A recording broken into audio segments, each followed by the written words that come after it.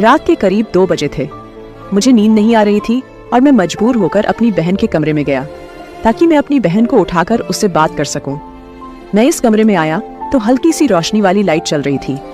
मेरी सारी बहनें सो रही थीं और फिर मैंने अपनी बड़ी बहन को देखा। वह तो अपने कमरे में नहीं सो रही थी। मैं बड़ा हैरान हुआ कि मेरी बड़ी बहन इतनी रात को कहाँ जा सकती है। मैं बाहर आंगन में आया। बाथरूम बाहर आंगन में बना हुआ था। बाथरूम के करीब आया तो मुझे हल्की सी फुसफुसाने की आवाजें आ रही थी। मैंने बाथरूम के करीब से आकर सुना तो वह मेरी बहन की आवाज थी जो किसी को कह रही थी, जल्दी करो वरना कोई आ ना जाए। और कोई लड़का बोल रहा था, रात के 2 बजे कौन आ सकता है, तुम परेशान ना हो। मैं यह सब सुन के चौंक गया। फिर मैं बाथरूम का कोई सुराग ढूंढने लगा ताकि मैं अंदर उन दोनों को देख सकूं कि आखिर अंदर चल क्या रहा था।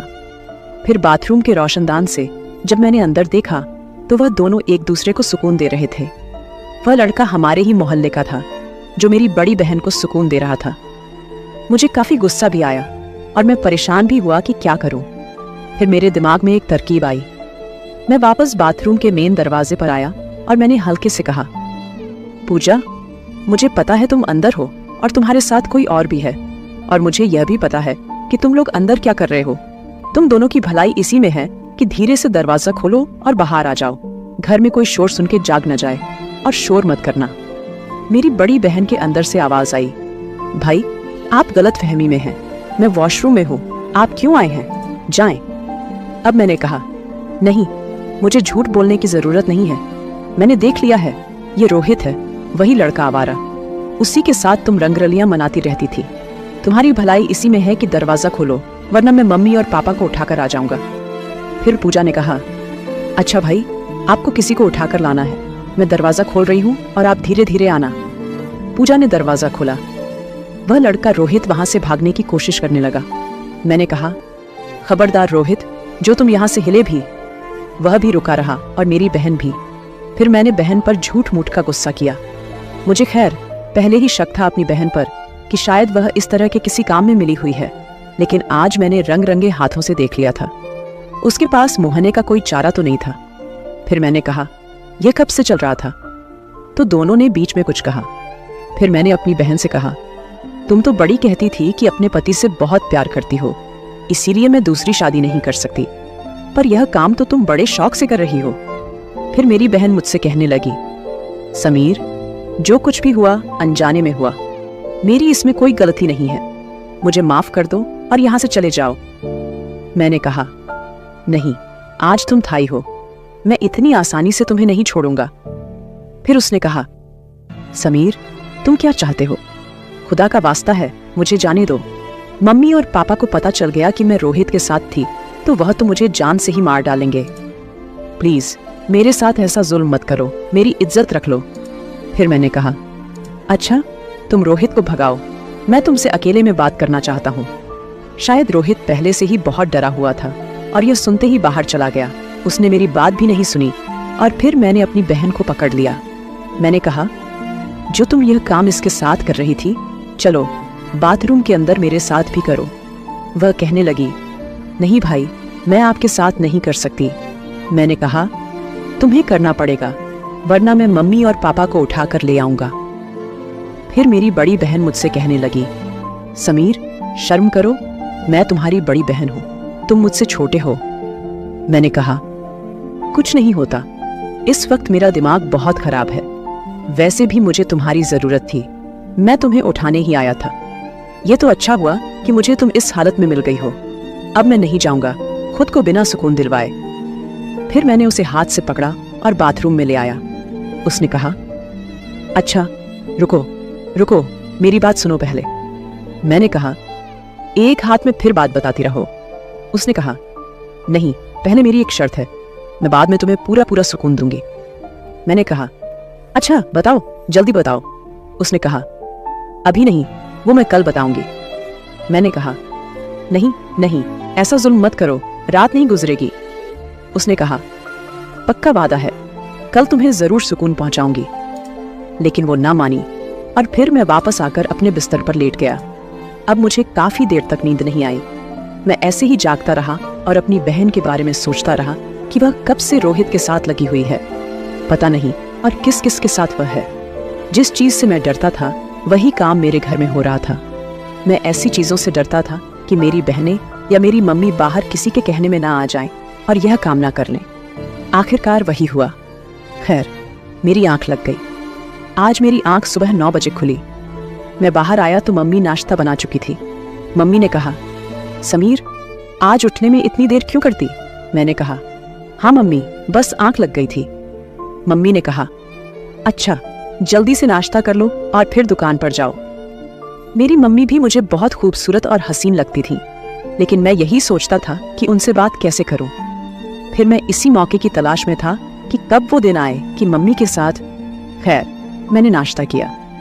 नाश्ता करने के बाद मैं अपनी बहनों के कमरे में गया। जब मैं गया तो मेरी बड़ी बहन अपने छोटे बेटे को नाश्ता करवा रही थी और मुझे देखकर मुस्कुरा भी रही थी। फिर मैंने अपनी बहन से कहा, एक बात बताओ, तुम्हारी क्या शर्त है? उसने कहा, भाई, आज दोपहर जब आप खाना खाने आएंगे तब मैं आपको बताऊंगी कि मेरी क्या शर्त है। मैंने कहा, अच्छा। फिर मैं अपनी दुकान पर आया। दुकान पर आया तो छोटू ने दुकान खोलकर सफाई सुथरा करके बैठा हुआ था।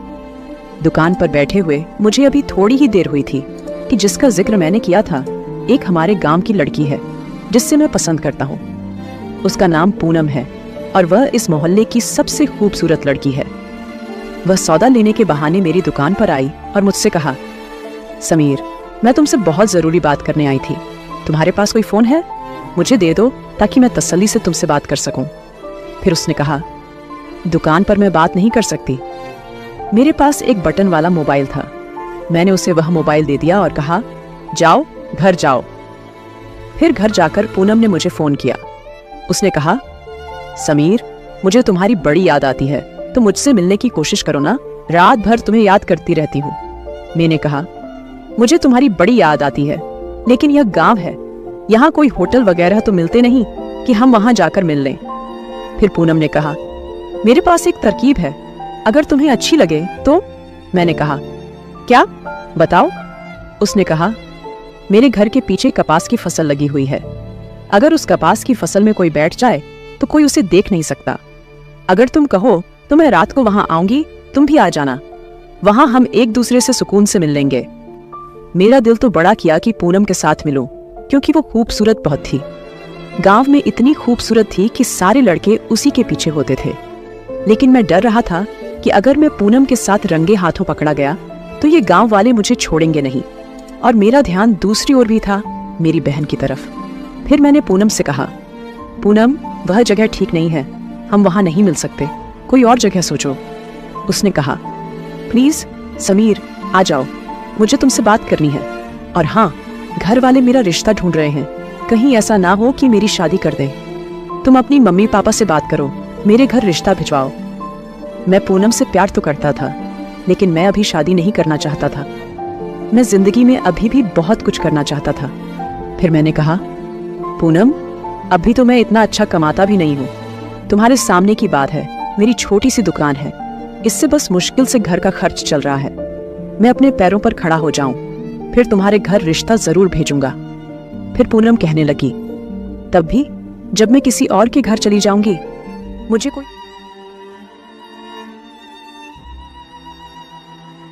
सी दुकान है, इससे बस मुश्किल से घर का खर्च चल रहा है। मैं अपने पैरों पर खड़ा हो जाऊं, फिर तुम्हारे घर रिश्ता जरूर भेजूंगा। फिर पूनम कहने लगी, तब भी जब मैं किसी और के घर चली जाऊंगी, मुझे कोई जरूरत नहीं है इतनी दौलत की।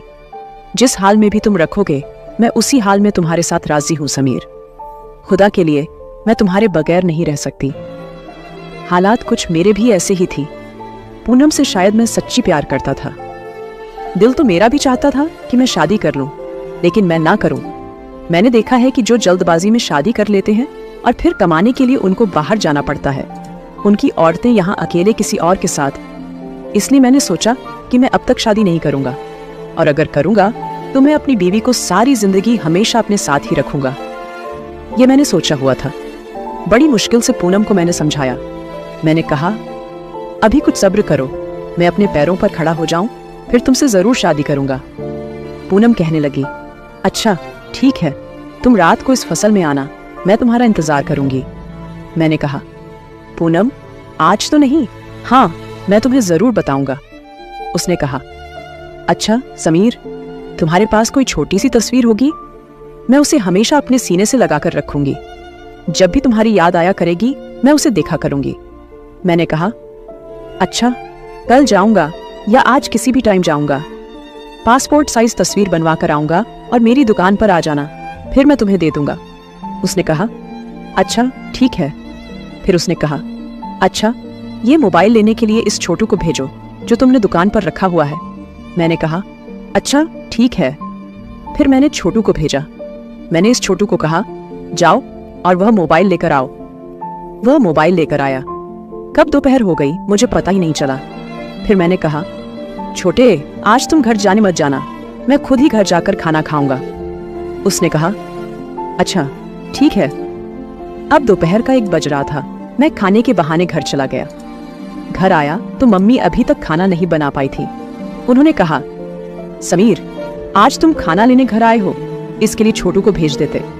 मैंने कहा, हाँ, वह छोटू जरा काम में बिजी था, इसलिए मैं खुद आया हूँ। उन्होंने कहा, अभी तो खाना नहीं बनाया। अच्छा, तुम बैठ जाओ। फिर मैं अपनी बहन के कमरे में गया। मेरी 2 छोटी बहनें शायद किसी के घर गई हुई थीं, वह भी नहीं थी। मेरी बड़ी बहन अकेले बैठी हुई थी।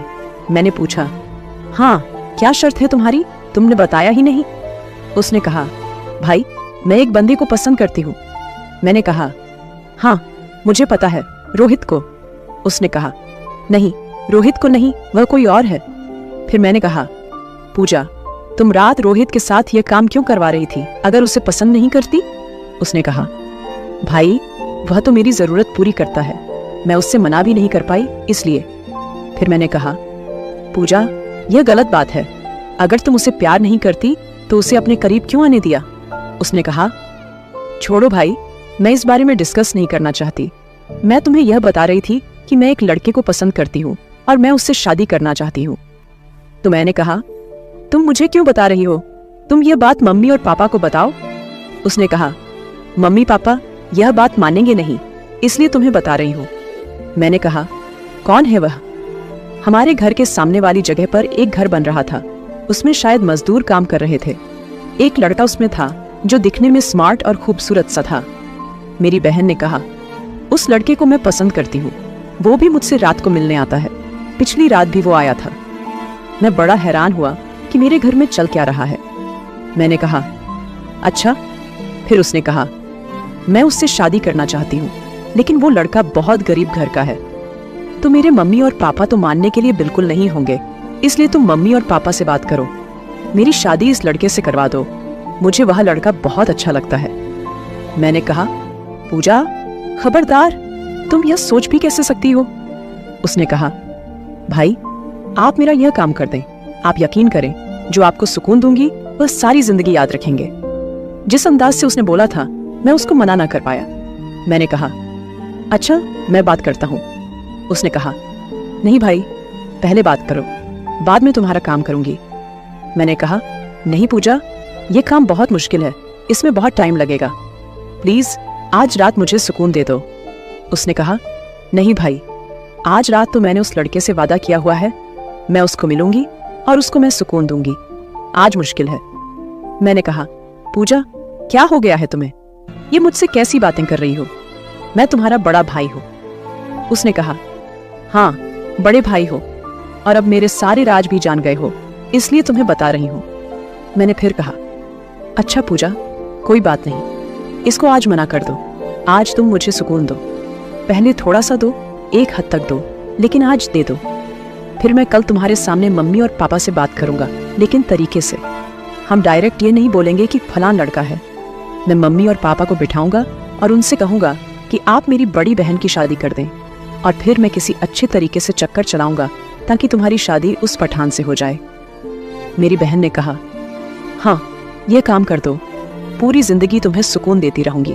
मैंने कहा, आज रात मेरे कमरे में आना, तुम्हारे साथ तो मेरी दूसरी बहनें भी सो रही होती हैं, इसलिए मैं तो यहाँ नहीं आ सकता, तुम आ जाना।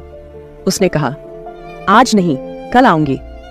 मैंने कहा, नहीं, आज तुमने हर हाल में आना है, वरना मैं आज तुमसे उस लड़के को नहीं मिलने दूंगा, सारी रात जागता रहूंगा। उसने कहा, अच्छा, रात को 1 बजे तुम्हारे पास आऊंगी, 20 मिनट तुम्हारे साथ रहूंगी और फिर 2 बजे वह लड़का आएगा, फिर मैं उससे थोड़ी देर में मिलूंगी। मैंने कहा, अच्छा ठीक है। और फिर वो चली गई। खाना खाकर मैं अपने कमर चला गया और सोचने लगा कि कब मेरी बहन मेरे कमरे में आएगी। रात के करीब 1 बजे मेरी बहन मेरे कमरे में आ गई। मैंने कमरे का दरवाजा खुला ही छोड़ दिया था। फिर मेरी बहन ने मुझे वो सुकून दिया जिसके लिए मैं कब से तड़प रहा था। करीब आधे घंटे बाद वो बाहर चली गई उस लड़के से मिलने के लिए। मैं आज बहुत खुश था क्योंकि मैं जो चाहता था वो मुझे मिल गया। फिर जैसे तैसे करके मैंने अपने माँ पापा को भी पूजा की शादी के लिए मना लिया। फिर पूजा की शादी हो गई और वो अपने ससुराल चली गई। फिर जब कभी वो घर आती तो हम दोनों साथ में समय बिताते और कभी कभी मेरा मन करता तो मैं उसे मिलने चला जाता था। फिर कुछ महीनों बाद मैंने एक बड़ी सी दुकान खोल ली जिससे घर का खर्चा कम हो गया। और फिर मैंने पूनम के घर वालों से बात करके उससे शादी कर ली और फिर हम दोनों खुशी खुशी रहने लगे। तो दोस्तों, आपको ये कहानी कैसी लगी? कमेंट करके जरूर बताएं।